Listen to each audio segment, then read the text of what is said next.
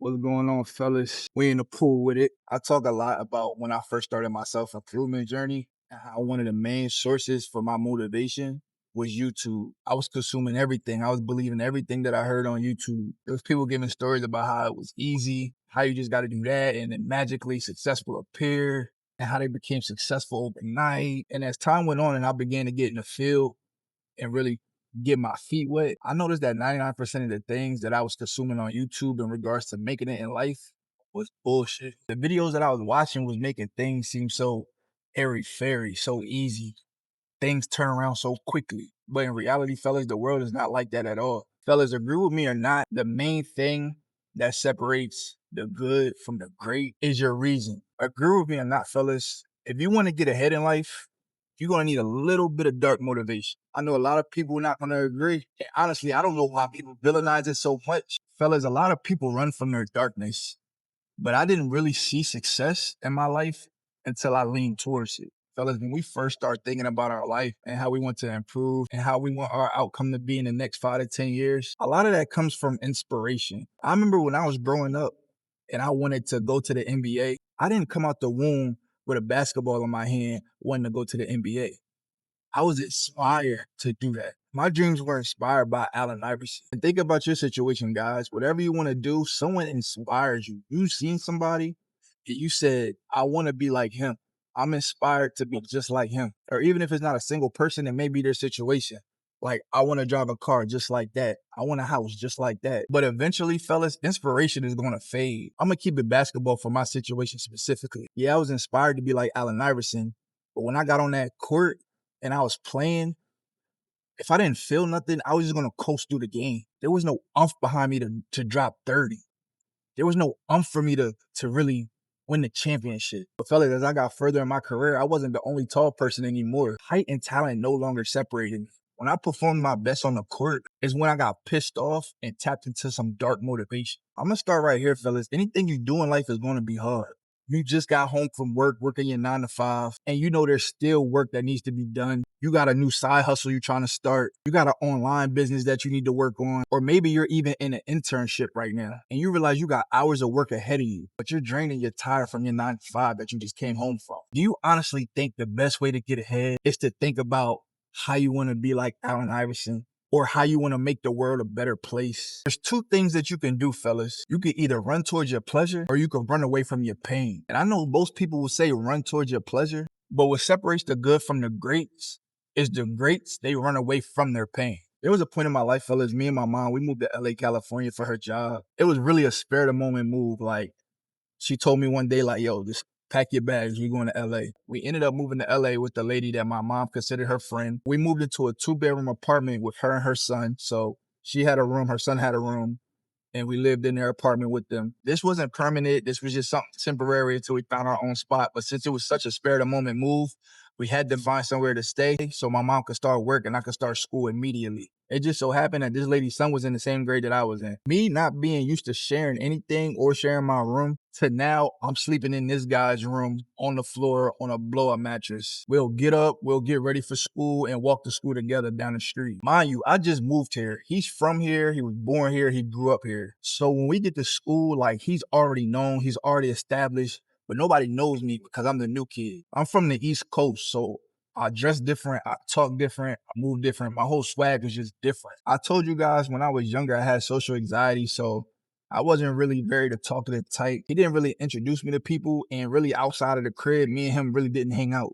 I don't know if it's because he played football and I played basketball, or if he didn't think I was cool, or if he didn't think I was going to come cool. But as time went on, I started to build rapport, started to meet teachers. It kind of created my own lane and reputation. The way I started to earn recognition and respect is I was good at basketball. So during recess, I was cooking. That's how people began to like me, because they seen that I was talented. Despite of everything, I was still getting good grades at this time. I had my own routine. After school, I come home, do my homework. After my homework, I walk up the street to the park and play basketball for the rest of the night. The son that I was walking to school with, he was a football player. So it's not like we played basketball together or anything. We didn't even have the same group of friends. But he was a cool dude though. But one night we was chilling in the room playing video games and we just hear yelling. We run out the room and our moms are arguing, going back and forth. To this day, we don't know what the argument was about, nor was it any of our business.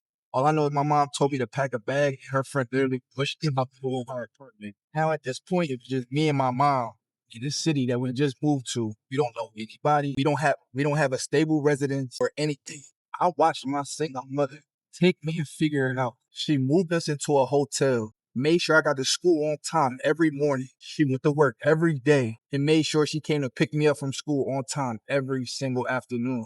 As a single mother, she made it look so easy. She made sure I never seen her stressed to the point where it's like, I thought this was regular. I thought what we was doing and how we was living in a hotel was regular. I thought it was luxury. I'm sitting here ordering room service thinking that it's free until, my mom got the bill. But I'm thinking this whole thing is regular. I'm swimming at the pool at the hotel. I'm playing basketball at the basketball court. But the point is, that's one situation that I experienced as a child that I knew I never wanted to experience again. I felt hurt. I felt unwanted. I felt helpless. And every time I remember that situation and that feeling that I had, it always built a fire in me to become successful because I will make sure that we're never treated like that again.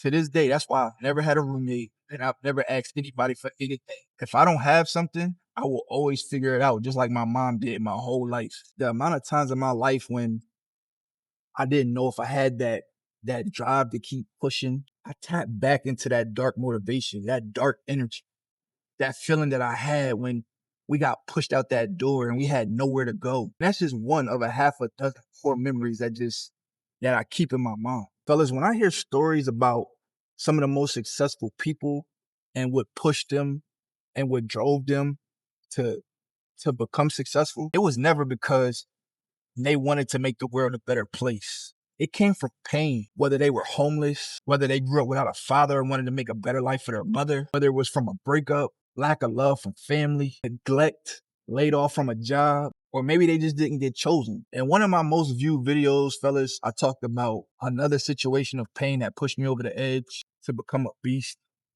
And that's when my ex left me in college. I was going through hard times. I wasn't able to be there as much. I wasn't able to afford certain things. And I had to lay low for a few weeks to complete a mission that I was on. And while I was on that journey, she left me.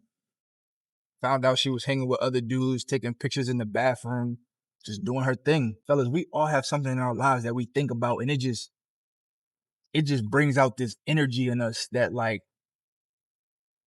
it pisses us off. In HTU, I have my brothers create a list of hate. But basically, the list of hate this is a list of things that bring that fire out of you, that you could be at your lowest of lows. I mean, the lowest of lows. And once you read it, you just get a burst of energy. It takes you back to a place where you feel an emotion that just gets you fired up. And fellas, what you need to understand is energy never disappears.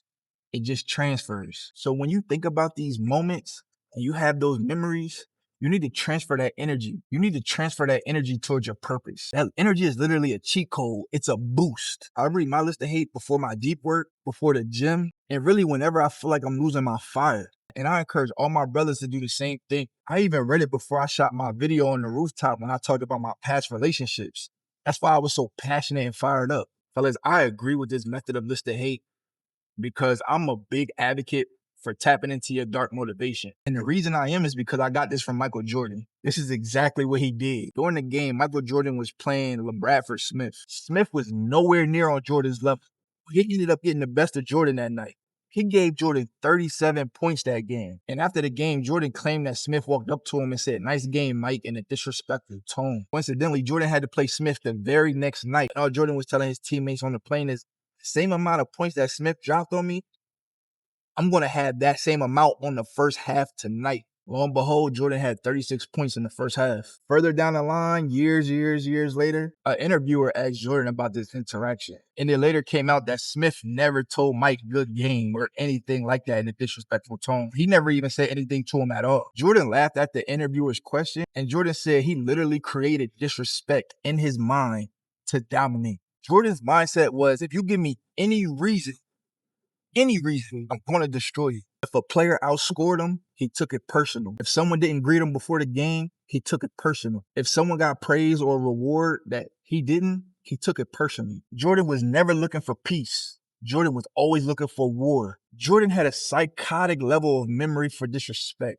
Jordan would recall exact words, exact plays, and exact moments. Then he'll wait for the next matchup, and he will repeat the same thing that you said to him months later while he's scoring on you. Jordan created pressure on purpose. He purposely made things personal. He created enemies on purpose. He created disrespect on purpose, to the point whether it was real or it was fake. But he didn't do this because he was emotional, fellas, because this is the type of pressure that put him in a killer zone. Jordan is one of the best basketball players to ever pick up a ball. And it's because Jordan wasn't just competitive. He performed best when he felt disrespected. With a lot of players, when they feel disrespected, they lose their cool. They get ejected from the game. They get technicals. They'll throw the whole game away. But with Jordan, he performed best when he felt disrespected, when he had something to prove, when he was emotionally charged up. Conflict put him in a killer zone. Now, fellas, let's be clear. I'm not saying stay in this dark motivational place every day, all the time. You got to use it to your advantage, but use it carefully, because if you stay in it, it can be very bad for you as well. So you have to know how to control it. You got to know when to turn it on and when to turn it off. This is why every day I set reminders in my phone when to read my list of hate.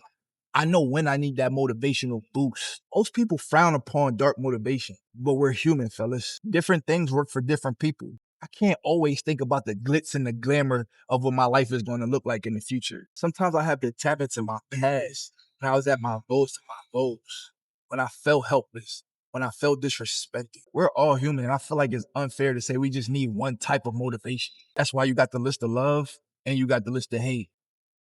But for some reason, fellas, that list of hate is what pushes. So whatever moment you have, whatever pain you have, whatever memory you can tap into, you got to use that, fellas. An average man, he feels pain and he tries to escape it. But a him tier man, he feels pain and he turns it to his power. That's the difference between being good and being great, between being them and being him. So fellas, if you want me to help you turn your pain into discipline, show you how to build a bulletproof mindset and actually become the man that you're supposed to be, then click the link in the description below. Book a call and we'll see if you're a good fit. But understand, fellas, this is not for everybody. So don't book a call if you're not actually ready to turn your life around. You've seen the hard work, you've seen the dedication, the consistency and the discipline to become him. So if you're ready, let's get to work. But understand this, brother. When you commit to this journey, it's not just you, it's us. No more playing with your potential no more, fellas. Lock in. It's time to perform.